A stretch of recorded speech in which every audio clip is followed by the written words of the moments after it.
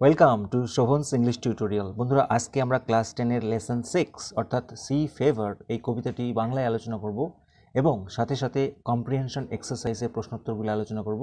আর সবশেষে অত্যন্ত গুরুত্বপূর্ণ 9টি প্রশ্নোত্তর আলোচনা করব যেগুলো পরীক্ষায় আসার প্রবল সম্ভাবনা। তো চলো বন্ধুরা, স্টার্ট করি। কবিতাটির নাম সি ফেভার, সমুদ্র জ্বর। সমুদ্রের আবার জ্বর হয় নাকি? না বন্ধুরা, অর্থাৎ সমুদ্রে যাওয়ার প্রতি যে আকুলতা, সেই আকুলতার কথা বলেছে, অর্থাৎ ভ্রমণ পিপাসার কথা বলেছে। জন মেসফিল্ড নিজে একজন নাবিক ছিলেন, যার ফলে তিনি সমুদ্রের প্রতি বারবার আকৃষ্ট হতেন। সেই আকর্ষণের কথাই হচ্ছে বলতে চেয়েছেন সি ফেভার, সমুদ্র জ্বর। তো চলো এবার লাইন বাই লাইন পড়ে নিই। I must go down to the seas again, আমি আবারও সমুদ্রে যাব। এই লাইনটা অত্যন্ত গুরুত্বপূর্ণ। তার মানে কি বোঝাতে চাইছে? যে কবি আগে সমুদ্রযাত্রা করেছেন, তাই জন্য বলছে আমি আবারও সমুদ্রযাত্রা করতে যাব। টু দ্য লোনলি সি, কেমন সমুদ্রে যাব? নির্জন সমুদ্রে, লোনলি সি আন্ডারলাইন করো। অ্যান্ড দ্য স্কাই, এবং নির্জন আকাশে। অ্যান্ড অল আই আস্ক, আর আমার যেটা চাই, আমি যেটা চাই, আস্ক মানে এখানে চাওয়া, সেটা হচ্ছে ইজ এ টল শিপ, একটা লম্বা জাহাজ, লম্বা মানে বৃহৎ জাহাজ, অ্যান্ড এ স্টার, এবং একটা নক্ষত্রকে চাই। কি করতে? To steer her by, steer মানে চালনা করা, অর্থাৎ ওই জাহাজটিকে চালনা করার জন্য একটি স্টার চাই। তাহলে এখানে প্রশ্ন হতে পারে কবি কি চান? একটা টল শিপ এবং একটি star. And the wheel's kick, এবং চাকার লাথি। কিক মানে লাথি, কিন্তু এক্ষেত্রে লাথি নয়, এক্ষেত্রে চাকার আঘাত। অ্যান্ড দ্য উইন্ড সং, এবং বাতাসের গান। And the white sail's shaking, এবং সাদা পালের কম্পন। কবি এগুলো অনুভব করতে চান সমুদ্রে গিয়ে। চাকার আঘাত, বাতাসের গান এবং সাদা পালের কম্পন। কেমন পাল? হোয়াইট সেল, আন্ডারলাইন করো। অ্যান্ড আ গ্রে মিস্ট, এবং দেখতে চাই ধূসর রঙের কুয়াশা। কি রঙের কুয়াশা? আন্ডারলাইন করো। Grey mist on the sea's face, সমুদ্রের মুখে, অর্থাৎ সমুদ্রের উপরে ধূসর রঙের কুয়াশা তিনি দেখতে চান। And a grey dawn breaking, এবং ধূসর রঙের ভোরের সূচনা। ব্রেকিং মানে সূচনা, আরম্ভ। তাহলে কবি এগুলো দেখতে চান। সমুদ্রের মুখে ধূসর রঙের কুয়াশা এবং একটা ধূসর রঙের দিনের সূচনা হচ্ছে, কবি সেটা দেখতে চান। Next স্ট্যান্জা, I must go down to the seas again, আমি অবশ্যই আবারও সমুদ্রে যাব। এটা অত্যন্ত গুরুত্বপূর্ণ লাইন, বারবার কবি বলছেন। কি জন্য যাব? For the call of the running tide, অর্থাৎ ছুটন্ত ঢেউয়ের ডাক, যেটা কিনা ইজ আ ওয়াইল্ড কল, একটা বন্য ডাক, একটা জংলি ডাক। অ্যান্ড এ ক্লিয়ার কল, একটা পরিষ্কার ডাক। That may not be denied, যেটাকে ডিনাই করা যাবে না, অস্বীকার করা যাবে না, বা ইগনোর করা যাবে না। অর্থাৎ সমুদ্রের ঢেউয়ের এই গর্জন বা ডাক একটা জংলি বা বন্য একটা পরিষ্কার আহ্বান, এটাকে কখনো অস্বীকার করা যাবে না। Irresistible call. And all I ask is a windy day, আর আমার যেটা চাই সেটা হচ্ছে একটা উইন্ডি ডে। কেমন দিন? বাতাসময় দিন বা ঝোড়ো দিন। With the white clouds flying, সাদা মেঘ উঠছে, এরকম একটা ঝোড়ো দিন চাই। তাহলে কেমন রঙের ক্লাউডস? আন্ডারলাইন করো, হোয়াইট ক্লাউডস। কেমন দিন? Windy day. And the flung spray, flung মানে কি বলবো? ফ্লাং মানে ছিটকে পড়া, আর স্প্রে মানে জলের কণা, অর্থাৎ ছিটকে পড়া জলের কণা কবি দেখতে চান। অ্যান্ড দ্য ব্লোন স্পিউম, এবং হাওয়াই ওড়া ফেনা, জলের ফেনা, সেটাও দেখতে চান। ব্লোন মানে হাওয়াই ওড়া, স্পিউম মানে ফেনা, এটা কবি দেখতে চান। অ্যান্ড দ্য সিগালস ক্রাইং, এবং শঙ্খচিলের ডাক, এখানে ক্রাইং মানে ডাক, এগুলি কবি শুনতে চান। Last স্ট্যান্জা, I must go down to the seas again, আমি আবারও সমুদ্রে অবশ্যই যাব। টু দ্য ভ্যাগ্র্যান্ট জিপসি লাইফ, ভ্যাগ্র্যান্ট মানে যাযাবর, জিপসি লাইফ অর্থাৎ জিপসিদের যাযাবর জীবনে ফিরে যাব, যেখানে কোনো বাঁধন নেই, এখান থেকে ওখানে যেখানে খুশি ঘুরে বেড়াবো। To the girls way, girls মানে সিগালস ওয়ে, সিগাল মানে হচ্ছে শঙ্খচিল, অর্থাৎ শঙ্খচিলের রাস্তা ধরে। অ্যান্ড দ্য হোয়েলস ওয়ে, এবং তিমির রাস্তা ধরে। হোয়ার, যেখানে। The winds like a whetted knife, যেখানে wind is like a whetted knife, বাতাস যেখানে হোয়েটেড নাইফের মতো, অর্থাৎ হোয়েটেড মানে শার্পেন্ড বা তীক্ষ্ণ ছুরির মতো। বাতাসটা তাহলে এরকম হোয়েটেড নাইফের মতো, তীক্ষ্ণ ছুরির মতো। অ্যান্ড অল আই আস্ক, এবং আমার যেটা চাই বা আমি যেটা চাই, ইজ আ মেরি ইয়ার্ন, একটা হাসি খুশি ইয়ার্ন মানে গল্প বা মজার গল্প শুনতে চাই, ইয়ার্ন মানে টেইল বা স্টোরি, একটা গল্প শুনতে চাই ফ্রম এ লাফিং ফিলো রাভার, হাস্যরত ফিলো রাভারের থেকে। তাহলে এই ফিলো রাভার থেকে আমি একটি মেরি ইয়ার্ন বা হ্যাপি টেইল শুনতে চাই, মজার গল্প শুনতে চাই। অ্যান্ড কোয়াইট স্লিপ এবং শান্ত ঘুম চাই। অ্যান্ড এ সুইট ড্রিম মিষ্টি স্বপ্ন চাই।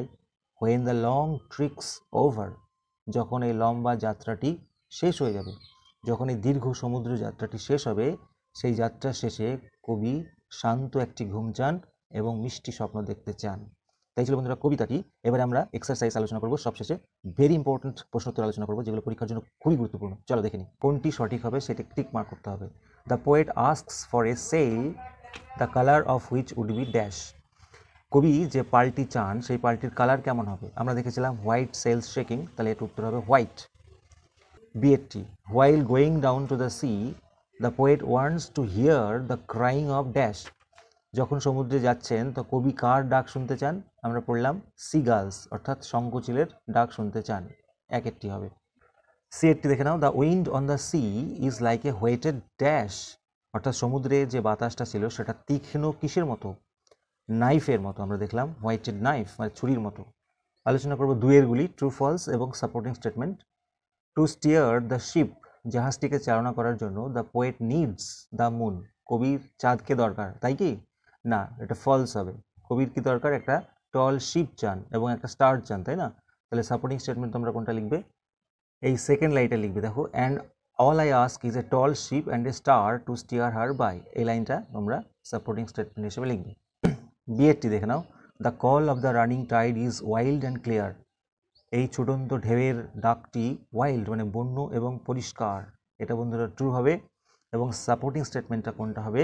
এই যে সেকেন্ড স্ট্যান্জার সেকেন্ড লাইনটা, is a wild call and a clear call that may not be denied, এইটা হবে সাপোর্টিং স্টেটমেন্ট। দেখে নেব CAT, the poet is going out to the C for the first time, কবি সমুদ্র যাচ্ছেন প্রথমবারের জন্য। একদমই না, ফলস। তাহলে আমরা লিখব প্রথম লাইনটিকে, I must go down to the seas again, আমি আবারও সমুদ্রে যেতে চাই, মানে কবি আগে গেছেন, প্রথমবার নন। বইয়ের যে প্রশ্নটা এতে রয়েছে সেটা হচ্ছে, during what time of the day does the poet wish to go down to the seas, দিনের কোন সময় কবি সমুদ্রে যাত্রা করতে চান? The poet wishes to go down to the seas at the breaking of dawn, কবি সমুদ্রে যেতে চান ভোরের সূচনার সময়, অর্থাৎ ভোর যখন আরম্ভ হচ্ছে তখন যেতে চান। এরপরে বিয়ের প্রশ্নটি আলোচনা করব, যেটা এখানে 5 নম্বরে রয়েছে। What kind of day does the poet prefer for sailing, কী ধরনের দিন কবি পছন্দ করেন সমুদ্র যাত্রা করার জন্য? The poet prefers for sailing, কবি পছন্দ করেন যাত্রা করার জন্য উইন্ডি ডে, একটা ঝোড়ো দিন, with the white clouds flying in the sky, যাতে সাদা মেঘ আকাশে উড়বে, অর্থাৎ সাদা মেঘ আকাশে উড়বে এরকম একটি ঝোড়ো দিন তিনি চান। দেখে নেব সি এর প্রশ্নটি। দেখে নেব 3 নম্বরের প্রশ্নটি, যেটা এখানে 7 নম্বরে রয়েছে। What does the poet want to hear from a fellow rover, কবি সহ নাবিকের থেকে কি শুনতে চান? The poet wants to hear a merry yarn, অর্থাৎ একটি মজার গল্প শুনতে চান ফ্রম এ লাফিং ফিলো রাভার, হাস্যরত সহ নাবিকের থেকে। এবারে আমরা বাকি 6টি প্রশ্নোত্তর আলোচনা করে নেব, যেগুলো ভেরি ভেরি ইম্পর্টেন্ট, যেগুলো তোমাদের অবশ্যই দেখে যেতে হবে। 1 নম্বরের প্রশ্নটি দেখে নাও, what does the poet want for his sea voyage, কবি সমুদ্র যাত্রার জন্য কি চান? The poet wants for his sea voyage আর টল শিপ, একটি লম্বা জাহাজ চান, অ্যান্ড এ স্টার, একটা নক্ষত্রকে চান, টু স্টিয়ার হার বাই, তাকে চালনা করার জন্য। এবারে 3 নম্বরের প্রশ্নটি দেখে নাও, very important. What does the poet mean by a tall ship, tall ship বলতে কবি কি বোঝাতে চেয়েছেন? তাহলে by a tall ship the poet means a big and well build ship, টল শিপের দ্বারা কবি বলতে চেয়েছেন একটা বড় এবং ওয়েল বিল্ড অর্থাৎ সুগঠিত শক্তিশালী জাহাজকে, দ্যাট ক্যান রেজিস্ট, যেটা প্রতিরোধ করতে পারবে, দ্য আনফেভারেবল ওয়েদার বা কন্ডিশন ইন দ্য সি, যেটা প্রতিরোধ করতে পারবে সমুদ্রে প্রতিকূল আবহাওয়াকে বা কন্ডিশনকে। দেখে নেব 4 নম্বর প্রশ্নটি, how does the poet describe the call of the running tide, ছুটন্ত ঢেউয়ের ডাককে কবি কীভাবে বর্ণনা করেছেন? The poet describes the call of the running tide as wild and clear, জঙ্গলি বা বন্য এবং পরিষ্কারভাবে বর্ণনা করেছেন, which can not be denied, যেটাকে অস্বীকার করা যাবে না। এবার দেখে নেব 6 নম্বর প্রশ্নটিকে, what kind of life does the poet want and why, কবি কী ধরনের জীবন চান এবং কেন চান? The poet wants a vagrant gypsy life, কবি চান একটি ভবঘুরের gypsy life because their life is free, কারণ তাদের জীবনটি হচ্ছে মুক্ত, স্বাধীন এবং অ্যাডভেঞ্চারাস এবং দুঃসাহসিক অভিযানে ভরপুর। দেখে নেব 8 নম্বরের প্রশ্নটি অত্যন্ত গুরুত্বপূর্ণ। What does the poet want? কবি কি চান বা উইশ করেন? When his voice is over, যখন তার যাত্রা শেষ হবে বা লং ট্রিকটা শেষ হবে।